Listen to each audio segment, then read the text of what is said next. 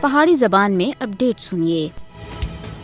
22 April 2005 کو پہلگام وچ ایک falls flag operation which 28 بھارتی سیلانیاں دی موت تے واقعے دی حقیقت دنیا دے سامنے آ گئی ہے۔ بھارتی فوج دے ایک کشمیری فوجی عارف مشتاق سن اس حقیقت دا پردہ فاش کر کے ہے اور اعتراف کیتا ہے کہ بھارتی فوج وچ کشمیریاں کو کن کن حقیر مقاصد دے واسطے استعمال کیتا جاندا ہے، جبکہ بھارت سن اس حملے دی آڑ دے وچ مقبوضہ جموں کشمیر دے اندر بھی ظلم و ستم وچ وعدہ کیتا اور پاکستان دی خود مختاری اور سالمیت تے اوتے حملہ کر کے یہ بہانہ بنایا کہ یہ پاکستان سن کروایا ہے، جبکہ یہ بھارتی خفیہ ایجنسیاں دی کارستانی سی تاکہ پاکستان اور تحریک آزادی کشمیر کو بدنام کیتا جلے۔ بھارتی فوج وچ ایک سپاہی دے طور تے کام کرنے والے فوجی عارف مشتاق کی ویڈیو اس وقت پوری دنیا دے اندر سوشل میڈیا دے اوتے وائرل ہو چکی ہے اور اس ویڈیو وچ باقاعدہ طور دے اوتے وہ بڑی جرأت دے نال یہ آخدا ہے کہ مڑا ضمیر کسی بھی صورت وچ یہ برداشت کرنے دے واسطے تیار نہیں ہے کہ میں اپنے حقیر مقاصد دی خاطر حقیقت دے اوتے پردے پاواں۔ اس سن آخیا کہ مڑے کول کئی اس طرح دے انکشافات موجود ہیں کہ بھارتی فوج کشمیریاں دے متعلق کس طرح دی رائے رکھتی ہے۔ اس سن